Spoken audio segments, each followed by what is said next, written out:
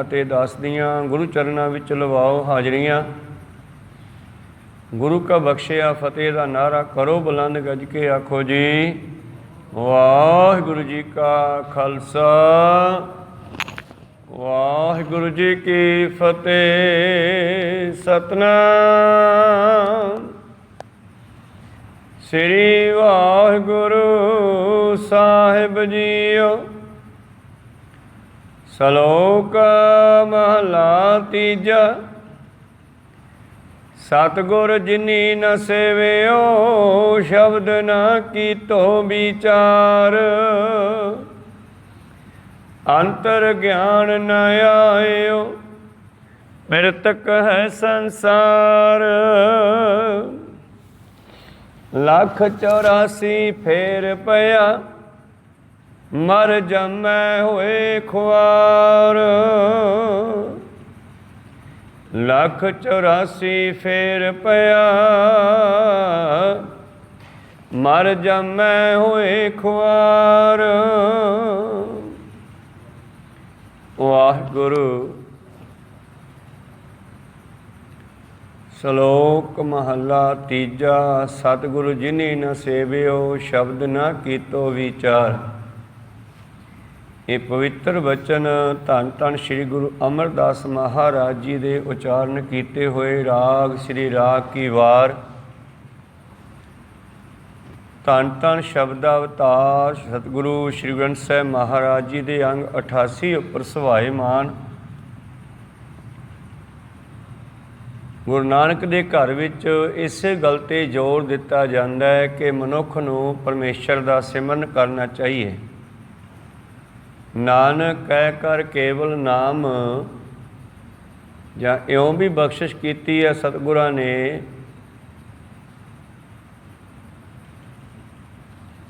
ਸਿਮਰੋ ਸਿਮਰ ਸਿਮਰ ਸੁਖ ਪਾਵੋ ਕਲ ਕਲੇਸ਼ ਤਨ ਮਾਹੇ ਮਿਟਾਵੋ। ਮਨੁੱਖਾ ਜੀਵਨ ਇਸੇ ਕੰਮ ਲਈ ਮਿਲਿਆ। ਭਈ ਪ੍ਰਾਪਤ ਮਨੁੱਖ ਦੇ ਹੁਰੀਆ ਗੋਬਿੰਦ ਮਿਲਨ ਕੀ ਇਹੋ ਤੇਰੀ ਵਰੀਆ। ਤੇ ਮਿਲਣ ਦਾ ਢੰਗ ਹੈ ਜਿਹੜਾ ਕੱਲ੍ਹ ਸਤਿਗੁਰੂ ਦੱਸ ਰਹੇ ਸੀ, ਉਹ ਹੈ ਗੁਰੂ ਨੂੰ ਮਿਲ ਕੇ। ਆਤਮ ਦੇਉ ਪੂਜੀਐ ਬਿਨ ਸਤਿਗੁਰ ਬੂਝ ਨਾ ਪਾਏ। ਕਿਸ ਤਰ੍ਹਾਂ ਉਸ ਪਰਮੇਸ਼ਰ ਨੂੰ ਪੂਜਣਾ, ਕਿਵੇਂ ਉਸ ਨੂੰ ਮਿਲਣਾ, ਇਹ ਗੁਰੂ ਕਿਰਪਾ ਕਰਦਾ ਹੈ। ਪਿਛਲੀ ਪੌੜੀ ਵਿੱਚ ਚੌਥੇ ਪਾਤਸ਼ਾਹ ਜੀ ਬਖਸ਼ਿਸ਼ ਕਰ ਰਹੇ ਸੀ ਕਿ ਹਰੀ ਦਾ ਸਿਮਰਨ ਕਰੋ। ਹਰ ਹਰ ਨਾਮ ਜਪੋ ਮਨ ਮੇਰੇ ਜਿਤ ਸਦਾ ਸੁਖ ਹੋਵੈ ਦਿਨ ਰਾਤੀ। ਆਪਣੇ ਆਪ ਨੂੰ ਸੰਬੋਧਨ ਕਰਕੇ ਸਤਿਗੁਰੂ ਸਾਨੂੰ ਗਿਆਨ ਬਖਸ਼ਦੇ ਹਨ ਕਿ ਉਹ ਮੇਰੇ ਮਨਾ, ਆਪਾਂ ਵੀ ਜਦ ਪੜ੍ਹਾਂਗੇ ਜਾਂ ਸੁਣਾਂਗੇ ਤੇ ਆਪਣੇ ਆਪ ਨੂੰ ਸੰਬੋਧਨ ਕਰਾਂਗੇ। ਉਹ ਮੇਰੇ ਮਨਾ ਆ ਉਸ ਹਰੀ ਦੇ ਨਾਮ ਨੂੰ ਜਪਣਾ ਕਰੀਏ। ਮਹਾਰਾਜ ਫਿਰ ਕੀ ਹੋਵੇਗਾ? ਜੇ ਸਿਮਰਤ ਸਭ ਕਿਲ ਬਿਖ ਪਾਪ ਲਹਾਤੇ। ਜਿਸ ਦਾ ਸਿਮਰਨ ਕਰਿਆ ਸਾਰੇ ਪਾਪਾਂ ਦਾ ਖਾਤਮਾ ਹੋ ਜਾਂਦਾ। ਬੰਦੇ ਦਾ ਜੀਵਨ ਜਿਹੜਾ ਹੈ ਉਹ ਬਦਲ ਜਾਂਦਾ ਹੈ, ਕਨਵਰਟ ਹੋ ਜਾਂਦਾ ਹੈ। ਮਨੁੱਖ ਝੂਠ ਨੂੰ ਛੱਡ ਕੇ ਸੱਚ ਨਾਲ ਚੱਲ ਪੈਂਦਾ। ਜ਼ਿੰਦਗੀ ਬਦਲ ਜਾਂਦੀ ਹੈ। ਇਸੇ ਜ਼ਿੰਦਗੀ ਦੇ ਵਿੱਚ ਹੀ ਇਹਦੇ ਵਿੱਚ ਬਦਲਾਅ ਆ ਜਾਂਦਾ ਹੈ। ਜਦ ਜੀਵਨ ਬਦਲ ਗਿਆ, ਸੋਚ ਬਦਲ ਗਈ, ਸੁਰਤ ਬਦਲ ਗਈ ਤੇ ਮਾੜੇ ਕੰਮ ਛੱਡਤੇ ਤੇ ਸਮਝ ਲਓ ਪਾਪਾਂ ਦਾ ਵੀ ਖਾਤਮਾ ਹੋ ਗਿਆ। ਹੋਰ ਕੀ ਹੋਵੇਗਾ? ਸਿਮਰਨ ਕਰਿਆ ਹਰ ਹਰ ਨਾਮ ਜਪੋ ਮਨ ਮੇਰੇ ਜਿਤ ਦਾਲਦ ਦੁੱਖ ਭੁੱਖ ਸਭ ਲਹਿ ਜਾਤੀ। ਹਰੀ ਦਾ ਸਿਮਰਨ ਕਰਿਆ ਮਨੁੱਖ ਦੇ ਅੰਦਰੋਂ ਦਲਿਦਰੀ ਖਤਮ ਹੋ ਜਾਂਦੀ ਹੈ, ਆਲਸਪੁਣਾ ਖਤਮ ਹੋ ਜਾਂਦਾ ਔਰ ਦੁੱਖਾਂ ਤੇ ਭੁੱਖਾਂ ਦਾ ਖਾਤਮਾ ਹੋ ਜਾਂਦਾ। ਹੁਣ ਭੁੱਖ ਜਿਹੜੀ ਹੈ ਕੇਵਲ ਪ੍ਰਸ਼ਾਦਿਆਂ ਵਾਲੀ ਦੀ ਗੱਲ ਨਹੀਂ, 4 ਪ੍ਰਸ਼ਾਦੇ ਖਾਣੇ ਉਹ ਭੁੱਖ ਦੀ ਗੱਲ ਨਹੀਂ। ਭੁੱਖ ਬੰਦੇ ਦੀ ਨੀਂਦ 'ਚ ਵਸੀ ਹੋਈ ਆ। ਤੇ ਉਹਨਾਂ ਨੂੰ ਪਾਤਸ਼ਾਹ ਨੇ ਕਿਹਾ ਭੁੱਖਿਆਂ ਭੁੱਖ ਨਾ ਉਤਰੀ ਜੇ ਬੰਨਾ ਪੁਰੀਆਂ ਪਾ। ਜਿਹਦੀ ਨੀਤ ਵਿੱਚ ਹੀ ਭੁੱਖ ਵਸੀ ਹੋਈ ਆ, ਇੱਧਰੋਂ ਵੀ ਆ ਜੇ ਇੱਧਰੋਂ ਵੀ ਆ ਜੇ, ਉਹ ਬੰਦਾ ਕਦੇ ਵੀ ਨਹੀਂ ਰੱਜਦਾ। ਭਾਵੇਂ ਚਾਰਾਂ ਲੋਕਾਂ ਦਾ ਸਮਾਨ ਕਿਸੇ ਇੱਕ ਬੰਦੇ ਨੂੰ ਫੜਾ ਦਿਓ, जिन्ना पैसा मंत्रियां संतरियां ने, अमीर बंदियां ने, राजियां ने, कारू वर्गियां ने इकट्ठा कर छड्डिया सी, वो नाल तां नहीं लैके गए ना, इत्थे ही रह गया। किछ खावै किछ धर जाइए, जे बहुड़ दुनिया आई है। किछ खाजै किछ धर जाइए, बंदा इकट्ठा करदा, कुछ खा जांदा, कुछ रह जांदा। पातशाह कहंदे इकट्ठा करो, जे दुबारे आके वरत लोगे। जे दुबारे आके उन्होंने वरत ही नहीं सकते, फिर इकट्ठा कर करके नप्पण का की फायदा। उन्होंने वरता दिओ, किसी होर दा भला हो जाए।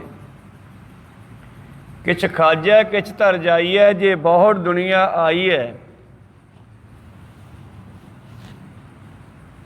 इस करके पातशाह कहंदे वो भुख जिहड़ी नीत 'च वसी हुई है, वो नीत विचों भुख निकल जूगी। फिर कबीर साहब दे वांगू कल दा राशन पिया, परसों दा फिक्र नहीं रहना। कहो सतनाम श्री।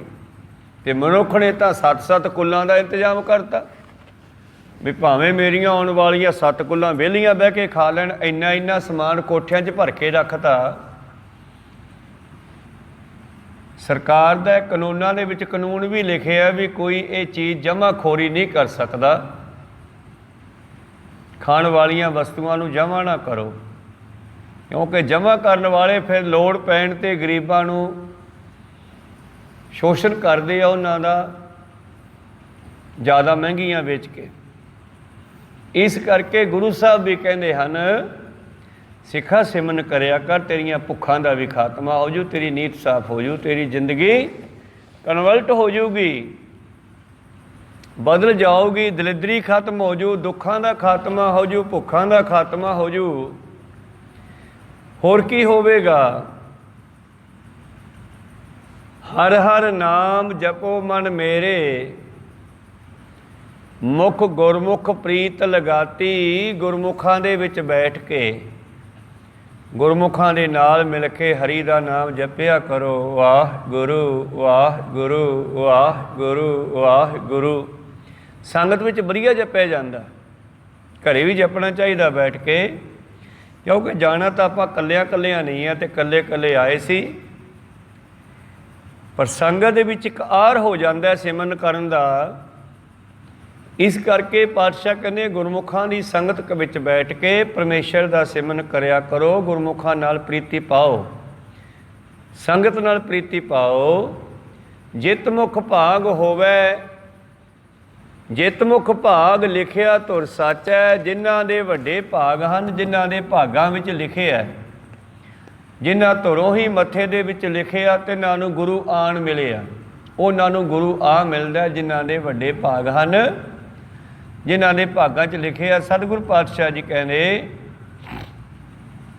जित मुख भाग लिखिआ तुर सच है, हर तित मुख नाम जपाती। ओह मुख वाहिगुरू कहंदे हन, क्योंकि बंदा भावें किन्ना भी तंदुरुस्त होवे, विहला होवे, नाम जपना औखा लगदा। कोई सतनाम श्री, नाम जपना औखा लगदा बंदे नूं। इत्थों काहली नाल भज के जाऊगा, घरे चलीए फलाना काम करना, ध्योंका करना है, तो वह सड़क ते जाके कोई चुगलियां करी जाता होया, कोई मंदारी खेड तमाशा करी जाता होया, उत्थे खड़ जूगा। क्योंकि मन की आदत ही बड़ी भैड़ी है, ये जीव नूं सच नाल जुड़न नहीं दिंदा। गुरु किरपा करन, कहंदे जिन्हां दे मुख चों नाम निकलदा उन्हां दे वड्डे भाग हुंदे हन। वाहिगुरू कहना आराम कहना बहुत औखा लगता मनुख नूं। चलो जिन्हां ते गुरु ने किरपा कीती, जित मुख भाग लिखिया तुर सच है, हर तित मुख नाम जपाती। चौथे पातशाह जी पौड़ी विच कह रहे सी, अगे फिर अगला सलोक चलदा है। सलोक महला तीजा, सतगुर जिनी न सेवियो, शब्द न कीतो विचार। जिन्हां ने आके गुरु नूं सिमरिया नहीं, गुरु दे बचनां ते सुरत नूं लाया नहीं, भाव शब्द नूं समझिया नहीं।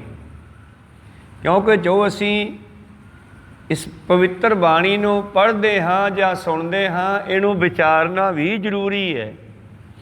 केवल कर्मकांड ना बना दिए भी इन्ने पाठ कर ले। ਮਕਸਦ ਕੀ ਹੈ ਗੁਰੂ ਦਾ? ਗੁਰੂ ਦਾ ਮਕਸਦ ਹੈ ਬਾਣੀ ਨੂੰ ਪੜ੍ਹੋ, ਵਿਚਾਰੋ ਅਤੇ ਉਹਦੇ ਮੁਤਾਬਕ ਚੱਲਣਾ ਸ਼ੁਰੂ ਕਰੋ। ਇੱਕ ਸ਼ਬਦ ਵੀ ਹਿਰਦੇ ਵਿੱਚ ਵਸ ਗਿਆ, ਉਹਦੇ ਮੁਤਾਬਕ ਚੱਲ ਪਏ ਤੇ ਸਮਝੋ ਤੁਸੀਂ ਸਭ ਕੁਛ ਕਰ ਲਿਆ।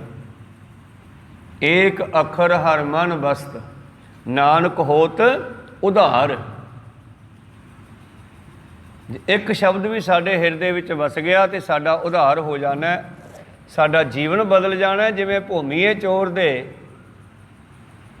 ਹਿਰਦੇ ਵਿੱਚ ਗੁਰੂ ਦੇ 3 ਵਚਨ ਵਸ ਗਏ। ਪਹਿਲਾਂ ਬਾਬੇ ਨੇ ਕਿਹਾ ਵੀ ਚੋਰੀਆਂ ਛੱਡ ਦੇ, ਚੰਗਾ ਕੰਮ ਨਹੀਂ। ਉਹ ਕਹਿੰਦਾ ਜੀ ਚੋਰੀ ਛੁੱਟਣੀ ਨਹੀਂ। ਕਹਿੰਦੇ ਚੱਲ ਚੋਰੀਆਂ ਨਾ ਛੱਡੀ, ਆਹ ਸਾਡੇ 3 ਗੱਲਾਂ ਤਾਂ ਮੰਨ ਲੈ। ਕਹਿੰਦਾ ਉਹ ਕਿਹੜੀਆਂ?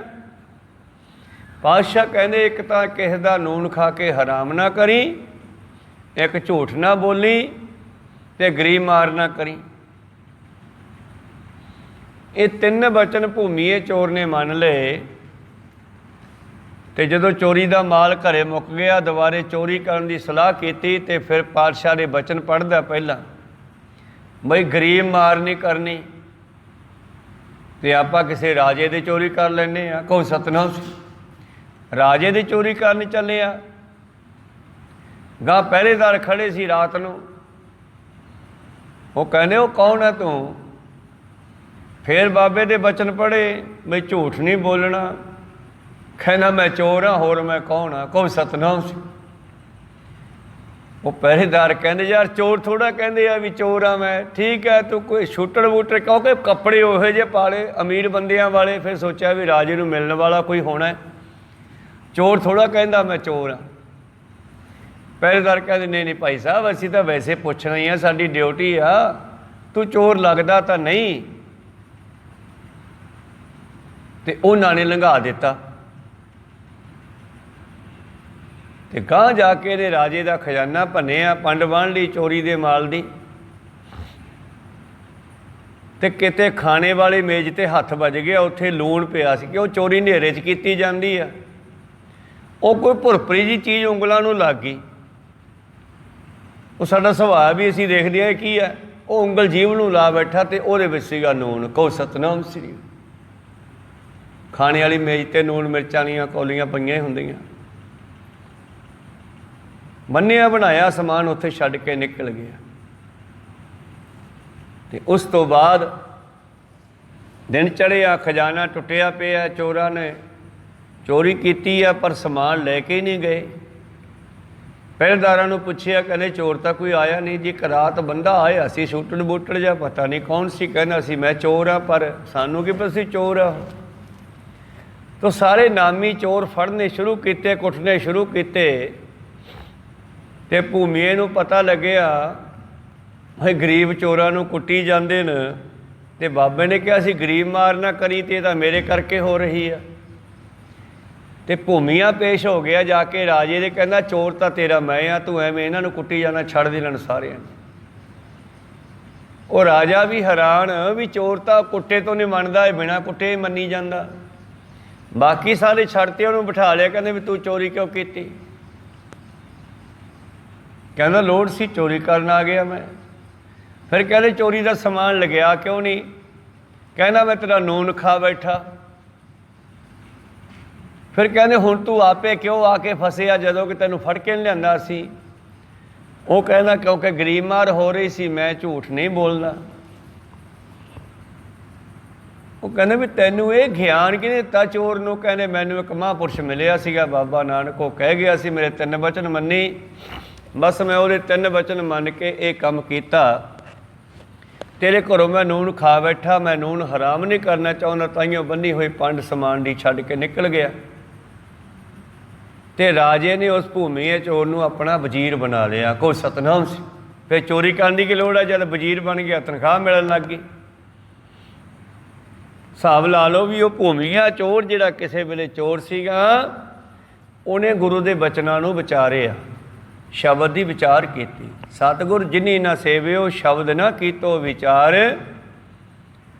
ਉਹਨਾਂ ਦੇ ਅੰਦਰ ਕਿਵੇਂ ਗਿਆਨ ਪ੍ਰਗਟ ਹੋਵੇ ਜਦੋਂ ਬਾਣੀ ਨੂੰ ਵਿਚਾਰਨਾ ਨਹੀਂ ਗਾ ਕਿ ਬਾਣੀ ਕਹਿੰਦੀ ਕੀ ਹੈ, ਫਿਰ ਉਹਦੇ ਮੁਤਾਬਕ ਚੱਲਣਾ ਨਹੀਂ, ਫਿਰ ਤਾਂ ਗੱਲ ਨਹੀਂ ਬਣਨੀ।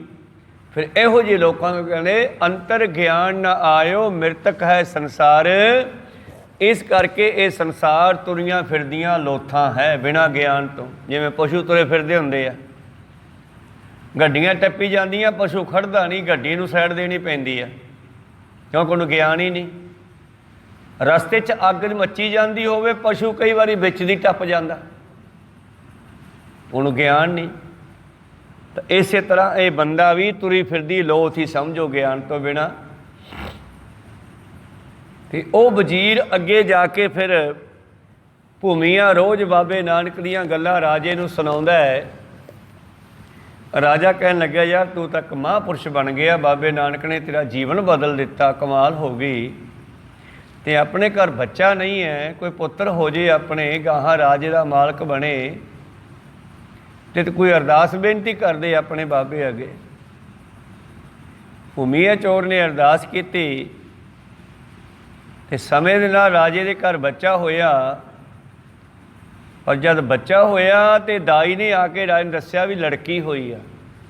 तो राजा साहब कहते भी गल सुन ला, किसी नूं नहीं कहना लड़की हुई आ। ਇਹ ਗੁਰੂ नानक ਦੇ सिख ने अरदास की है, मेरा तो मुंडा ही है, वो को सतनाम श्री।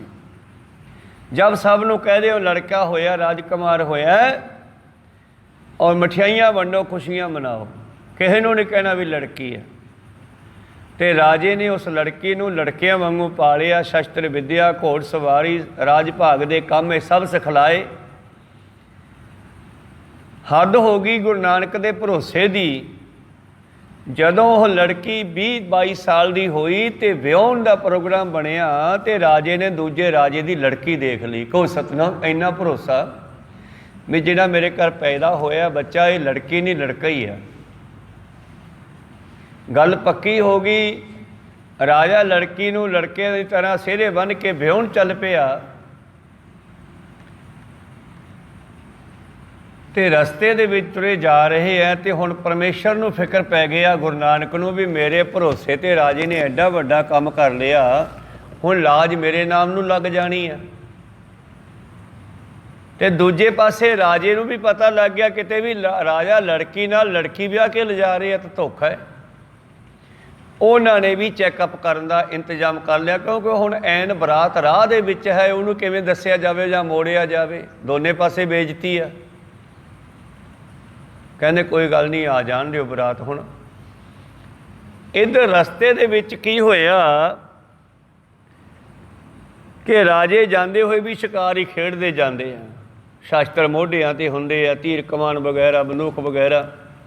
हुण लड़की ने पूरा काम सिੱਖਿਆ होया राजकुमारां वाला, लड़कियां वाला, ते उहने मूहरों मिर्ग उठिया ते मिर्ग दे मगर भजा लिया घोड़ा। अगे जाके मिर्ग तो गायब हो गया, तो गांह सत्संग लगी पई है। तो जा करके महापुरुष जिहड़े बैठे सी सामने उन्होंने मत्था टेकता, क्योंकि इन्हें भूमिए की संगत की हुई सी, गल्लां बातां सुनिया सी महापुरुषां दीयां। जदों उन्हें जाके मत्था टेकिया तो महापुरुष कहन लगे आओ बैठो सुल्तान। साध जे बोले सहज सुभाए, साध का बोलिया बिरथा ना जाए, क्योंकि बच्चियां वाले कपड़े पाए सी लड़कियां वाले। तो महापुरुष ने सुल्तान कहता, राजकुमार कहता, बस वो लड़की लड़का बन गई। को सतनाम। लड़की नूं पता लग गया भी आ तो मेरे जीवन ही बदल गया। चलो उस तो कुछ समा बैठी नमस्कार करके वापस आ गई, बरात नाल रल गई। तो फिर प्यो नूं दसदी आ कि बापू आ गल हो गई। उत्थे महापुरुष बैठे सत्संग लाई बैठे सी, मैं जाके मत्था टेकिया, मैनू कहंदे आओ सुल्तान, क्योंकि राजकुमारां वाला ठठ सीगा। तां गुरु प्यारिओ राजे नूं भी गुरु ते भरोसा सीगा, उहदे भरोसे नूं फल लग्गिया। दूजे राजे ने इंतजाम कीता सी चैक करन दा, किते लड़की तां नहीं। उन्होंने आप दे हिसाब नाल चैक किया, पता लग गया भी ये लड़का ही है। एवें लोगों ने कहता चुगलखोरां ने। को सतनाम सी।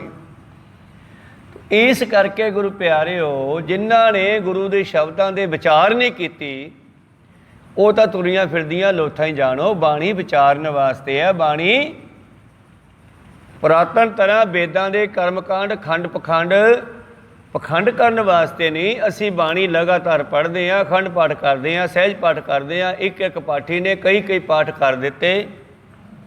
हुण सानू ज्ञान हो जाना चाहिए। सानू कई पाठ सुनने का समा भी मिलिया। चलो सारे पाठ ना सही, कथा सुनने का समा तो मिलिया ना, कीर्तन सुनने का समा मिलिया, सतगुरु पातशाह कहते शब्द ही विचार करो। ये बाणी तुहाडा मार्गदर्शन करने वास्ते लिखी है, ये कर्मकांड पखंडा वास्ते नहीं लिखी। ये पढ़ लो तो फिर पढ़ लो, फिर पढ़ लो, फिर पढ़ लो, पढ़ो बार बार पढ़ो, क्योंकि जिमें जिमें पढ़ोगे तिवें तिवें डुबते जाओगे। डुबोगे तो गल बनूगी, जे को डूबे फिर होवे सार, नानक साचा सर्ब दातार, पर लोड़ है विचारन दी। सतगुर जिनी न सेवियो शब्द न कीतो विचार, अंतर ज्ञान न आयो ओनू किवें सूझी आ सकदी आ। मृतक है संसार, ये तुरियां फिरदियां लोथां ही जानो। लख 84 फेर पया मर जमै होए खुआर, ते ओह फिर रूहां भटकदियां रहिंदियां। 84 ਲੱਖ ਜੂਨਾਂ ਦੇ ਵਿੱਚ ਜੰਮਦੀਆਂ ਮਰਦੀਆਂ, ਜੰਮਦੀਆਂ ਮਰਦੀਆਂ, ਖੁਆਰ ਹੁੰਦੀਆਂ ਰਹਿੰਦੀਆਂ। ਅੱਗੇ ਹੁਣ ਤੀਜੇ ਪਾਤਸ਼ਾਹ ਜੀ ਨੇ ਆਪ ਸੇਵਾ ਕੀਤੀ ਆ ਦੂਜੇ ਪਾਤਸ਼ਾਹ ਦੇ ਚਰਨਾਂ 'ਚ ਰਹਿ ਕਰਕੇ, ਤਾਂ ਉਹਨਾਂ ਨੂੰ ਪਤਾ ਹੈ ਕਿ ਸੇਵਾ ਦਾ ਕੀ ਫਲ ਮਿਲਦਾ ਹੈ। ਫਿਰ ਅਗਲੇ ਸ਼ਬਦ 'ਚ ਕਹਿੰਦੇ ਸਤਿਗੁਰ ਕੀ ਸੇਵਾ ਸੋ ਕਰੇ, ਜਿਸਨੋਂ ਆਪ ਕਰਾਏ ਸੋਏ। ਜਿਨ੍ਹਾਂ ਤੋਂ ਸਤਿਗੁਰੂ ਸੇਵਾ ਕਰਾਉਂਦਾ ਹੈ ਉਹ ਸੇਵਾ ਕਰਦੇ ਹਨ।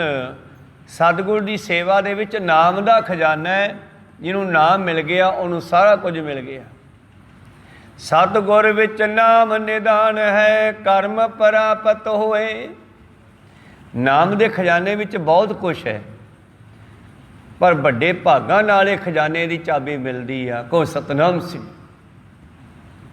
ਵੱਡੇ ਭਾਗਾਂ ਦੇ ਨਾਲ ਇਹ ਨਾਮ ਦਾ ਖਜ਼ਾਨਾ ਖੁੱਲ੍ਹਦਾ ਹੈ ਜਦੋਂ ਕੋਈ ਇਹਦੇ ਨਾਲ ਪਿਆਰ ਕਰਦਾ।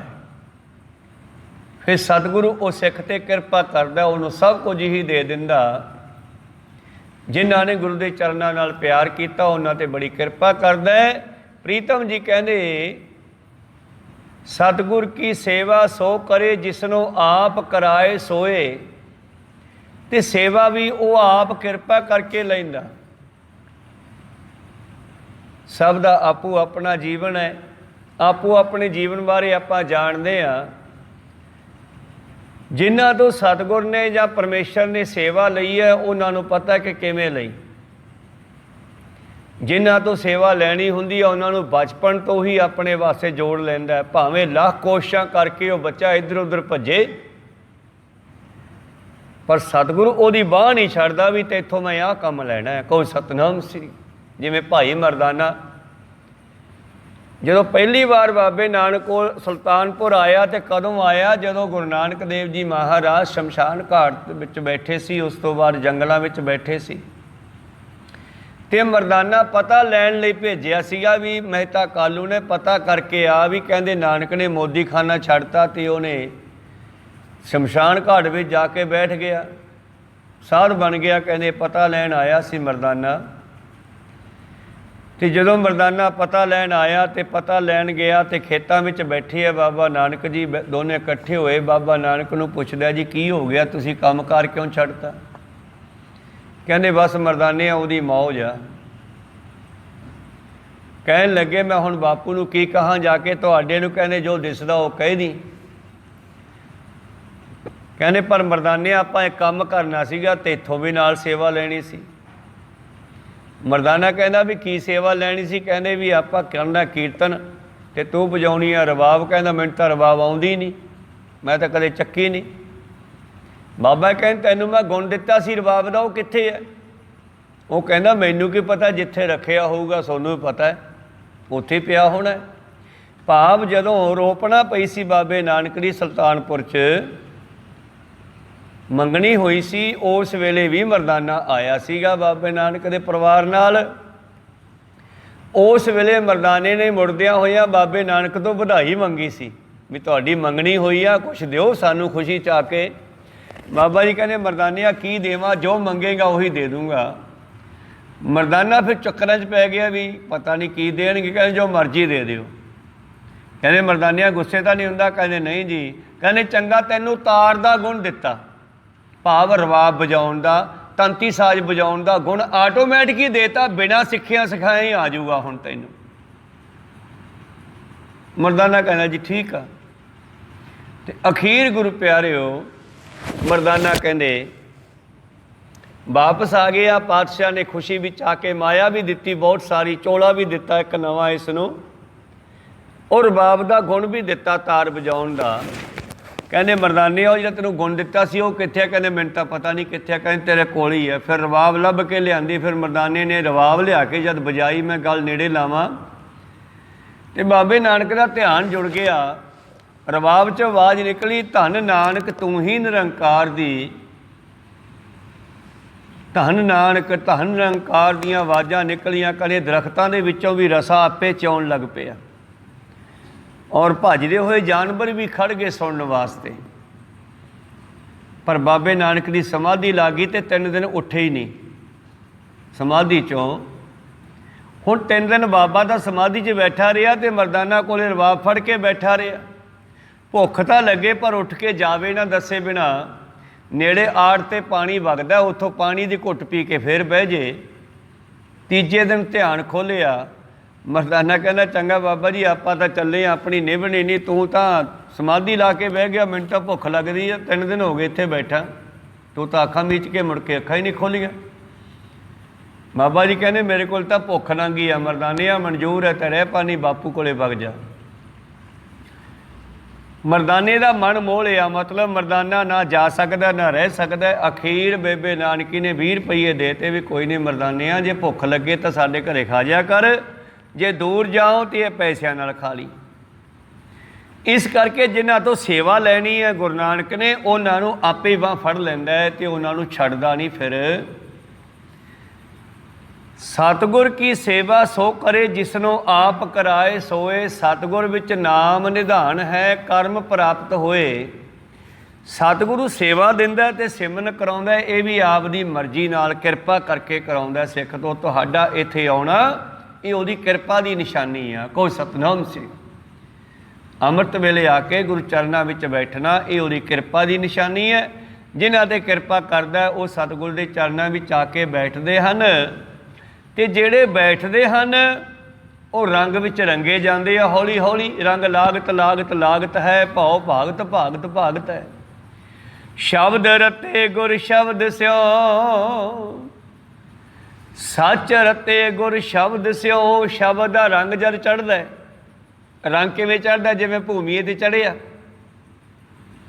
ਰੰਗ ਚੜ੍ਹਨ ਦਾ ਮਤਲਬ ਕੋਈ ਇੱਥੇ ਲਾਲ ਪੀਲੇ ਰੰਗ ਦੀ ਗੱਲ ਨਹੀਂ। ਇੱਥੇ ਲਾਲ ਰੰਗ ਦਾ ਮਤਲਬ ਹੈ ਜੀਵਨ ਦਾ ਬਦਲ ਜਾਣਾ। ਲਾਲ ਰੰਗ ਤਿਸ ਕੋ ਲੱਗਾ ਜਿਸ ਕੈ ਵਡਭਾਗਾ, ਮੈਲਾ ਕਦੇ ਨਾ ਹੋਵੀ ਨੇ ਲਾਗੇ ਦਾਗਾ। ਉਹ ਰੰਗ ਕਿ ਮਨੁੱਖ ਦਾ ਜੀਵਨ ਬਦਲ ਜਾਣਾ, ਉਹ ਰੰਗ ਚੜ੍ਹ ਜਾਂਦਾ। ਫਿਰ ਸੱਚ ਦਾ ਝੂਠ ਨੂੰ ਛੱਡ ਜਾਂਦਾ, ਸੱਚ ਨਾਲ ਜੁੜ ਜਾਂਦਾ ਹੈ। ਸੱਚ ਰਤੇ ਗੁਰ ਸ਼ਬਦ ਸਿਓ, ਤਿਨ ਸੱਚੀ ਸਦਾ ਲਿਵ ਹੋਏ। ਤੇ ਉਹਦੀ ਲਿਵ ਉਹ ਸੱਚ ਨਾਲ ਲੱਗ ਜਾਂਦੀ ਹੈ। ਨਾਨਕ ਜਿਸਨੂੰ ਮਿਲੈ ਨਾ ਵਿਛੜੈ। ਤੇ ਜਿਨ੍ਹਾਂ ਨੂੰ ਆਪਣੇ ਨਾਲ ਮਿਲਾ ਲੈਂਦਾ ਫਿਰ ਉਹ ਵਿਛੜਦੇ ਨਹੀਂ। ਸਹਿਜ ਸਮਾਵੈ ਸੋਏ। ਇਹੋ ਸਹਿਜੇ ਸਹਿਜੇ ਨਾਮ ਜਪਦੇ ਜਪਦੇ ਪਰਮੇਸ਼ਰ ਵਿੱਚ ਮਿਲ ਜਾਂਦੇ ਆ। ਜਿਵੇਂ ਗੁਰੂ ਅੰਗਦ ਦੇਵ ਜੀ ਗੁਰੂ ਨਾਨਕ ਦੇਵ ਜੀ ਨਾਲ ਇੱਕਮਿਕ ਹੋ ਗਏ, ਜਿਵੇਂ ਗੁਰੂ ਅਮਰਦਾਸ ਜੀ ਦੇ ਨਾਲ ਗੁਰੂ ਅਮਰਦਾਸ ਜੀ ਗੁਰੂ ਅੰਗਦ ਦੇਵ ਜੀ ਵਿੱਚ ਇੱਕਮਿਕ ਹੋ ਗਏ, ਜਿਵੇਂ ਜੇਠਾ ਜੀ ਗੁਰੂ ਅਮਰਦਾਸ ਜੀ ਵਿੱਚ ਇੱਕਮਿਕ ਹੋ ਗਏ। ਜਿਵੇਂ ਗੁਰੂ ਗੋਬਿੰਦ ਸਿੰਘ ਜੀ ਕਹਿੰਦੇ ਕਰਤ ਤਪੱਸਿਆ ਜਬ ਹਮ ਭਇਓ ਦਵੈ ਤੇ ਏਕ ਰੂਪ ਹੋਏ ਗਇਓ। ਚਿਤ ਨ ਭਇਓ ਹਮਰੋ ਆਵਨ ਕਹਿ, ਚੁਭੀ ਰਹੀ ਸੁਰਤ ਪ੍ਰਭ ਚਰਨਨ ਮਹਿ। ਸਤਿਗੁਰੂ ਪਾਤਸ਼ਾਹ ਕਹਿੰਦੇ ਉਹ ਸੱਚ ਦੇ ਰੰਗ ਵਿੱਚ ਰੰਗੇ ਜਾਂਦੇ ਨੇ। ਉਹਨਾਂ ਦੀ ਲਿਵ ਸੱਚ ਨਾਲ ਲੱਗ ਜਾਂਦੀ ਹੈ। ਜਿਨ੍ਹਾਂ ਨੂੰ ਮਿਲਾ ਲੈਂਦਾ ਫਿਰ ਉਹਨਾਂ ਨੂੰ ਛੱਡਦਾ ਨਹੀਂ। ਜਿਨ੍ਹਾਂ ਨੂੰ ਮਿਲਾ ਲੈਂਦਾ ਨਾ ਉਹਨਾਂ ਨੂੰ ਫਿਰ ਛੱਡਦਾ ਨਹੀਂ, ਭਾਵੇਂ ਬੜੀ ਭੱਜ ਦੌੜ ਕਰਦੇ ਨੇ। ਉਹ ਕਈ ਕੰਮ ਬਦਲਦੇ ਹੈ ਪਰ ਕਦੇ ਨਾ ਕਦੇ ਬਦਲ ਕੇ ਫਿਰ ਮਹਾਰਾਜ ਉੱਥੇ ਹੀ ਲੈ ਆਉਂਦਾ।